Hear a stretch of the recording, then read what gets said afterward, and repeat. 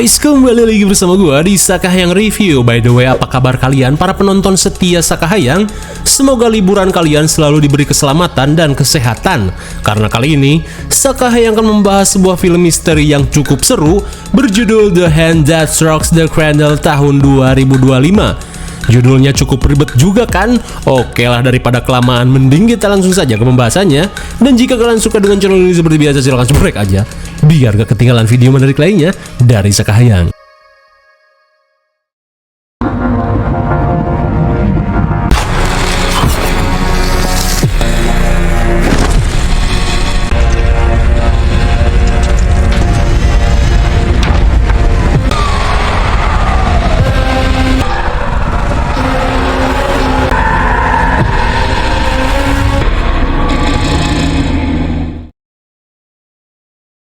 Film ini diawali dengan diperlihatkannya seorang kewes familiar bernama Polly yang sedang melakukan wawancara dengan seorang pengacara cantik bernama Kathleen. Di mana kali ini, Polly sedang mengajukan bansos tepat sasaran setelah rumahnya terkena gusuran pemerintah yang berencana membangun jalur kereta hutang. Meskipun sulit, Kathleen berkata jika dirinya akan berusaha untuk memproses pengajuan Polly. Dirasa sudah jelas, Kathleen memutuskan untuk menyudahi sesi pertemuan kali ini. Terlebih ia yang sedang hamil tua, berencana pergi mengunjungi para Ji untuk melakukan check up.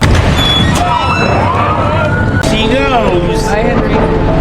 Please, Daddy, I promise, I promise. How are they not real? Swearing like keys. Singkat cerita, 8 bulan kemudian, Kathleen yang kini sudah dikaruniai 2 anak berencana pergi ke pasar bersama keluarganya. Serious to you? I get it, but we need to go. Here. Ready to do this? Saat suaminya yang bernama Miguel datang, Kathleen yang merasa kerepotan mulai kepikiran untuk mempekerjakan seorang babysitter. Mendengar hal itu, Miguel si suami pengertian tidak keberatan asalkan Kathleen bahagia. Singkat waktu, Kathleen yang sangat peduli terhadap kesehatan terlihat berbelanja di pasar organik, di mana ia selalu selektif dalam memilih makanan. Caitlin. Sesaat kemudian, Kathleen pun kaget saat dirinya kembali bertemu dengan Polly setelah 8 bulan berlalu. Di saat itu pula, Polly berterima kasih karena berkat bantuan Kathleen, dirinya bisa mendapat bansos meski isinya tidak jauh beda dengan menu MBG. Hingga di tengah obrolan, si sulung bernama Emma tiba-tiba tantrum dan pengen pulang, terlebih ia sudah tidak tahan pengen boker. Melihat Kathleen kewalahan, Polly yang kebetulan nganggur langsung menawarkan jasa sebagai babysitter. Dengan begitu, Kathleen bisa lebih leluasa meluangkan waktu. Lantas, Kathleen pun diminta untuk jangan khawatir karena Polly sudah berpengalaman dalam mengasuh hal yang lebih repot seperti mengurus anak monyet. Mendengar hal itu, Kathleen yang tertarik langsung meminta nomor HP Polly. Di sore harinya, Kathleen yang sudah mendapat izin dari suaminya langsung menelepon Polly untuk datang esok hari.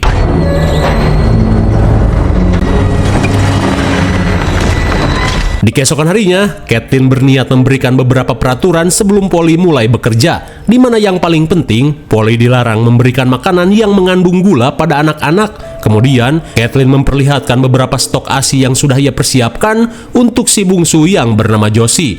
Lantas, Polly pun dipersilahkan untuk PDKT dulu sama anak-anak, sementara ia akan mandi terlebih dulu. Mommy says no sugar.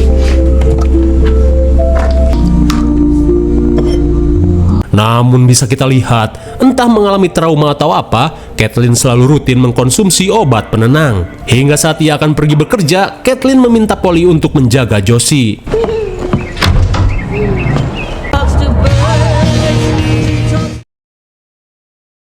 Di keesokan harinya, entah mimpi ketemu Miyabi atau apa, Miguel yang baru bangun langsung mengajak istrinya ngaduk pagi. Namun suenya, Kathleen yang kurang peka malah menolak ajakan suaminya dengan alasan ia harus segera siap-siap pergi ke kantor. Mendengar hal itu, jelas saja membuat Miguel bete.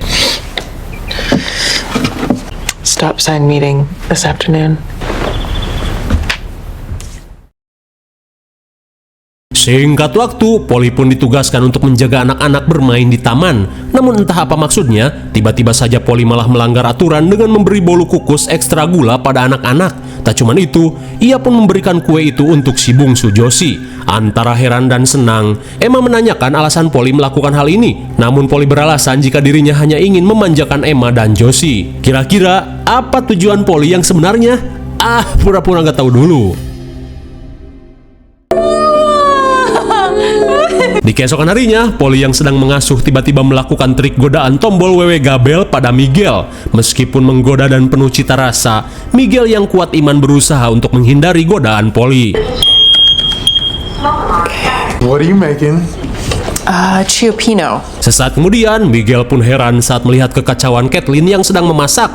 Terlebih selama menikah, ia baru pertama kali melihat Kathleen memasak. Hingga di tengah perbincangan, mereka pun tak menyadari saat Polly tiba-tiba memasukkan serbuk kaporit ke dalam masakan Kathleen. Out of my kitchen. Out. Everybody out. Di malam harinya, Kathleen terlihat mengajak keluarga bestinya untuk makan malam bersama tanpa mereka tahu jika makanan itu sudah dicampur bubuk kaporit, dan yang paling suwe, si bungsu Josie ikut memakannya. Di saat itu pula, Polly hanya memantau apa yang akan terjadi di keesokan harinya.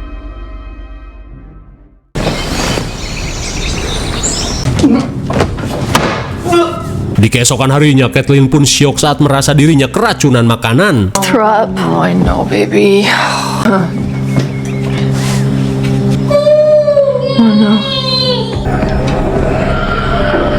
Akhirnya, Josie yang ikut keracunan harus melakukan perawatan khusus di Ojon Medical Center. Di saat itu pula, Polly yang watados berusaha menenangkan Kathleen dengan mengatakan jika semuanya akan baik-baik saja. Mendengar hal itu, Kathleen yang benar-benar membutuhkan jasa Polly mengajaknya untuk tinggal di rumahnya. Terlebih ada kamar kosong yang bisa dijadikan mes, tanpa ia tahu jika Polly sedang merencanakan sesuatu pada keluarganya. Mendengar hal itu, jelas saja membuat Polly semakin semeringah.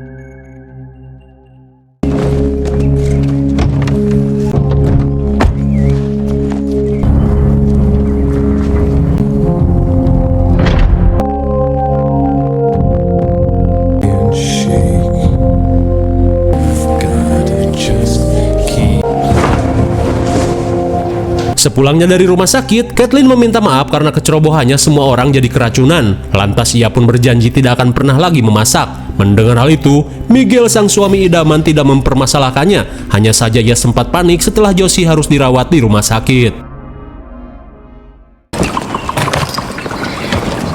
Okay, this is it. Di keesokan harinya, seketika Polly terperangah saat diberikan sebuah kamar dengan fasilitas layaknya hotel mewah. Kathleen pun meminta Polly untuk jangan sungkan-sungkan jika perlu sesuatu. Dirasa sudah jelas, Kathleen meminta tolong untuk menjaga Josie. Terlebih kini, ia dan suaminya akan mengantar Emma les pencak silat.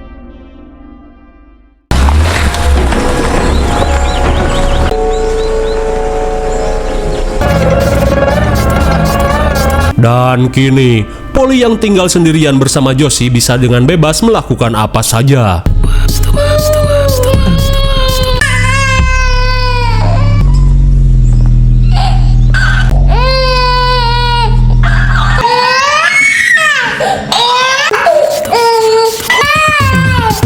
Dan entah apa yang ada di pikirannya, tiba-tiba saja Polly bersikap bodoh amat pada Josie yang terus menangis. Seiring berjalannya waktu, Kathleen pun heran dengan tingkah Polly yang semakin berleha-leha. Lantas ia pun berusaha membangunkannya secara baik-baik.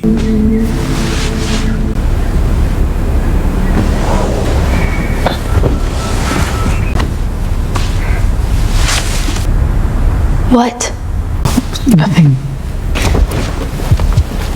Seketika Kathleen pun syok dengan kelakuan Polly yang mulai gak bener. Hingga di malam harinya, Kathleen yang sedang membereskan dapur seketika kaget saat menemukan cangkang susu formula tinggi gula di tong sampah. Kemudian, Kathleen langsung menemui Polly untuk membicarakan hal tersebut. You haven't. Sesaat kemudian, Kathleen langsung menanyakan alasan Polly memberikan Josie susu formula kemasan.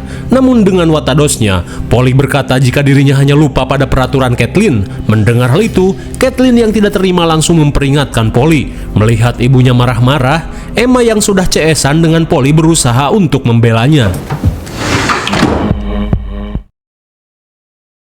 Di malam harinya, setelah Kathleen selesai jogging maghrib, ia pun heran saat mendengar suara cekikikan di halaman belakang. A lot of things. Full boyfriend? Sontak Caitlin pun tak bisa berkata-kata saat Polly malah mengundang temannya yang baragajul bersenang-senang di rumahnya. Dan seperti biasa, Polly yang watados langsung memperkenalkan besti cepaknya yang bernama Amelia. Namun karena suaminya malah ikut nimbrung, ia pun tidak bisa langsung memarahi Polly. I'm just gonna take a shower, I think.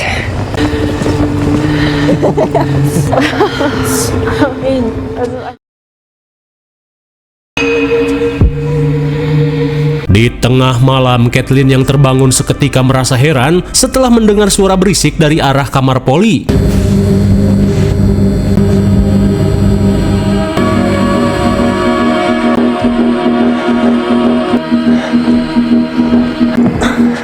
Don't move. My God, sontak Caitlin pun syok parah saat mendapati Polly yang sedang ngurek celengan bestinya.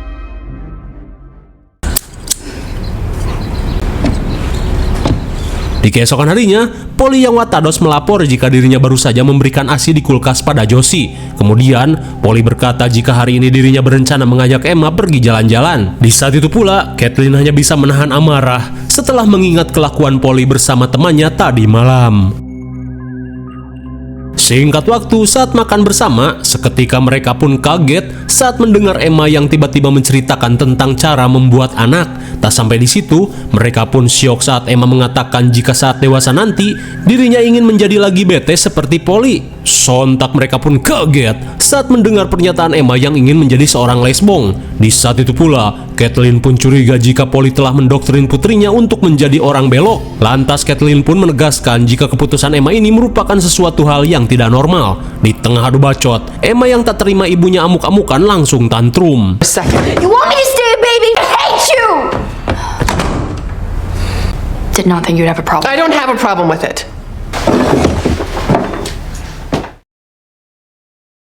Di malam berikutnya, Caitlin yang sedang cuci piring seketika merasa heran saat melihat Polly memakai baju sundel bolong yang menjadi baju favoritnya ketika masih muda.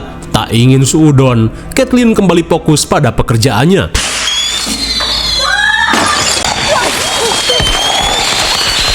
Where did you get that from? Answer me! She's terrified.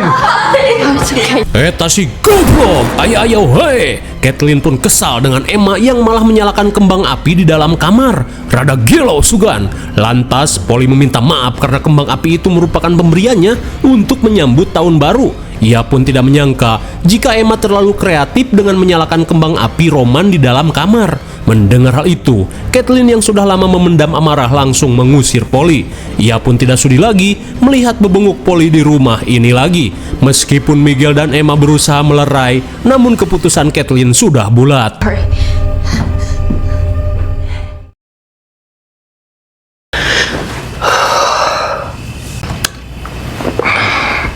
Di tengah malam, Caitlin yang terbangun merasa kepikiran dengan perbuatan Polly, di mana Polly seolah sedang merencanakan sesuatu pada keluarganya. Akan tetapi, Miguel yang positif thinking merasa jika kejadian tadi hanyalah sebuah kecelakaan. Kemudian, Miguel berusaha membujuk Caitlin untuk memaafkan Polly demi kebaikan Emma.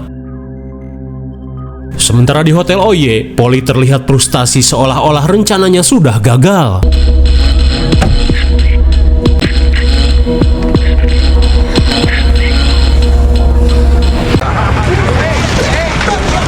Namun sesaat kemudian, Caitlin yang merasa bersalah akhirnya datang untuk menemui Polly.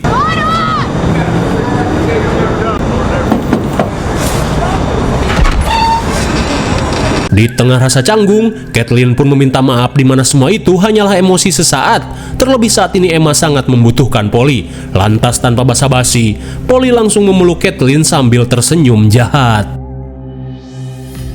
Di keesokan harinya, Caitlin yang penasaran terlihat menemui rekan kerjanya yang bernama Stewart, di mana ia ingin meminta bantuan untuk mengungkap asal-usul Polly yang sebenarnya. Mendengar hal itu, Stewart selaku penyidik dengan senang hati akan membantu, tapi sebelum itu, ia harus mendapat beberapa barang dan sampel darah Polly untuk dites DNA.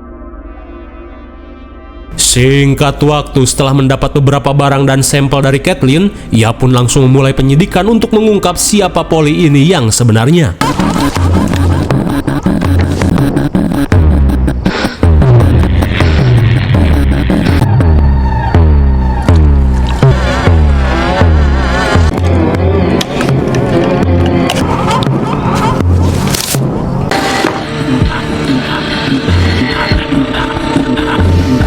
Akhirnya, setelah cukup lama melakukan pencocokan data, Stewart pun berhasil menemukan asal-usul Polly, di mana dulu ia sempat mengalami tragedi kebakaran yang terjadi 15 tahun lalu. Kira-kira apa maksud dari semua ini?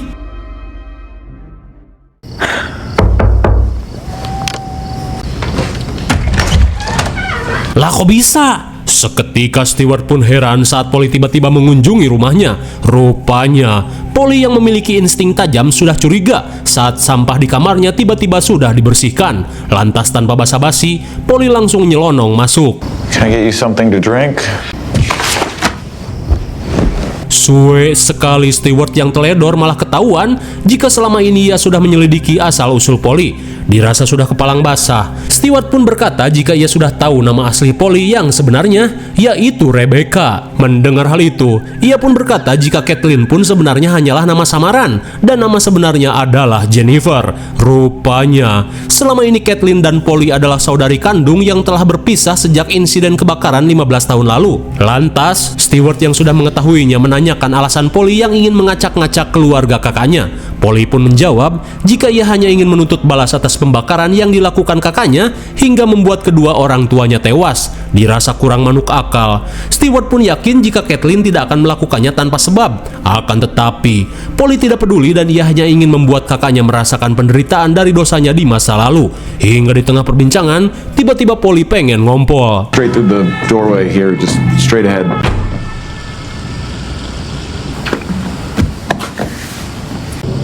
If it were me, I would hope that there would be someone there. My God, sungguh tanpa diduga, tujuan Polly datang ke rumah ini adalah untuk menghabisi Stewart yang telah mengetahui asal-usulnya. Hingga saat Stewart kelenger, Polly berkata jika ia tidak akan membiarkan Stewart mengatakan apapun kepada kakaknya.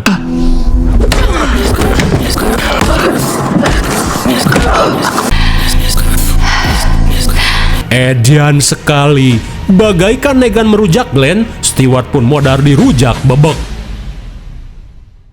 Kemudian scene beralih pada Kathleen. Sontak ia pun syok parah saat mendapat kabar kematian Stewart, di mana kali ini ia sudah dilarikan ke rumah sakit. Di tengah rasa syok, Kathleen meminta suaminya untuk menjaga anak-anak sementara ia akan pergi ke rumah sakit.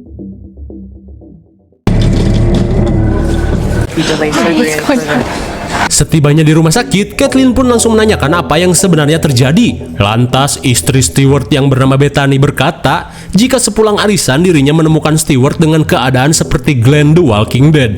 Mendengar hal itu, seketika Kathleen pun curiga pada Polly, di mana hal ini terjadi setelah dirinya menyuruh Stewart menyelidiki asal-usul Polly.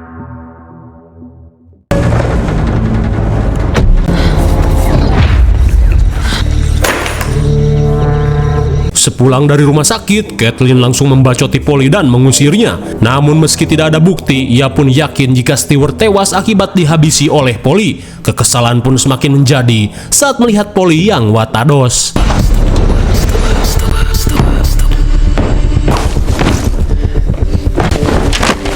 Caitlin? What are you doing? Stop it!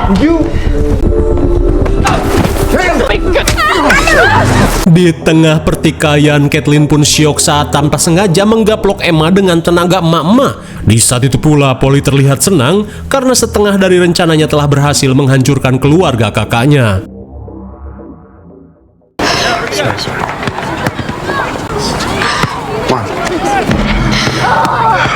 Di keesokan harinya, Emma yang akan main basket langsung menghampiri ibunya. Melihat wajah putrinya yang bengep, Kathleen yang menyesal langsung meminta maaf atas insiden yang kemarin.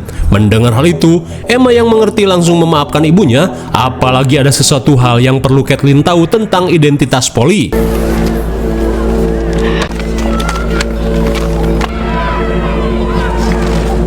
Sontak Kathleen tak bisa menahan tangis saat kembali mengingat insiden naas ketika dirinya masih remaja. Lantas, Emma berkata jika ia yakin Polly adalah bibinya. Dirasa manuk akal, Kathleen berencana untuk menemui Polly guna memperbaiki semuanya.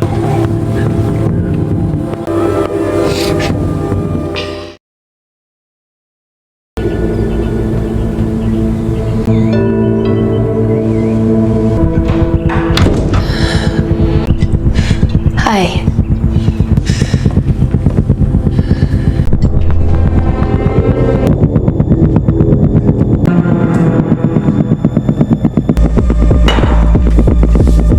Setibanya di rumah, Caitlin yang sudah mengetahui segalanya langsung meminta maaf pada adiknya ini, di mana tragedi yang terjadi di masa lalu sudah membuat hidup mereka berantakan. Mendengar hal itu, Polly menanyakan alasan Caitlin membakar seluruh anggota keluarganya. Kemudian, Caitlin menceritakan jika sejak dirinya SMP, ia sering diperlakukan tidak senonoh oleh si ayah hingga dipaksa ngegabrut setiap malam. Hingga akhirnya, ia yang tidak kuat lagi memutuskan untuk membakar si ayah ketika sedang tidur.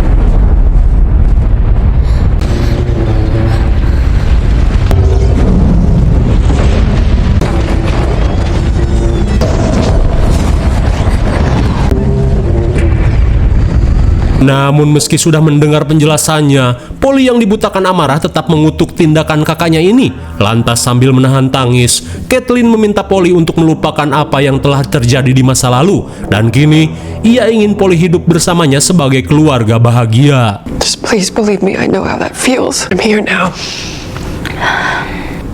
What?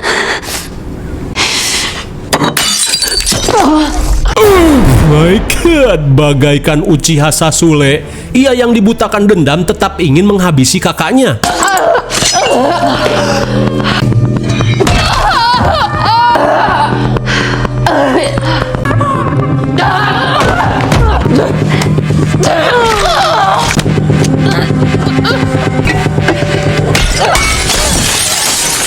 Setelah menjatuhkan Polly, Caitlin bergegas membawa si bungsu untuk mencari bantuan.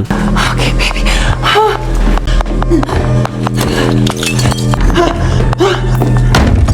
Namun di saat itu pula Polly masih bangkit untuk menuntaskan dendamnya.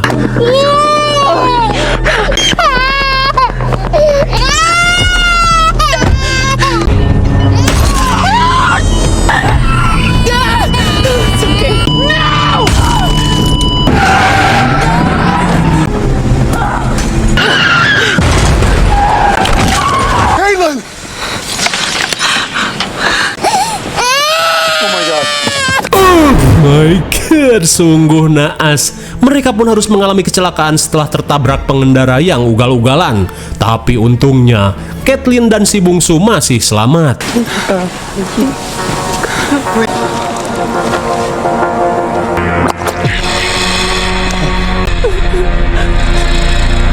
Sungguh naas. Uchiha Polly yang dibutakan dendam malah berakhir tragis dengan kondisi yang mengenaskan. Hingga pada akhirnya, ia pun tewas kehabisan darah. Lalu, film pun sudah berakhir. Bagaimana, film yang cukup menegangkan bukan? Tak ada yang perlu dijelaskan lagi karena semuanya sudah jelas. Intinya, janganlah menjadi Uchiha yang selalu dikuasai dendam tanpa tahu sebab musababnya. IMDb untuk film ini adalah 5,3 dan menurut Sekayang cocok diberi nilai 6,4. Mungkin segini saja review dan pembahasan film The Hands That Rocks the Scandal tahun 2025. Jangan lupa like dan subscribe supaya kalian tidak ketinggalan jika ada video menarik lainnya dari Sekayang. Thanks for watching and see you on next video. Bye bye.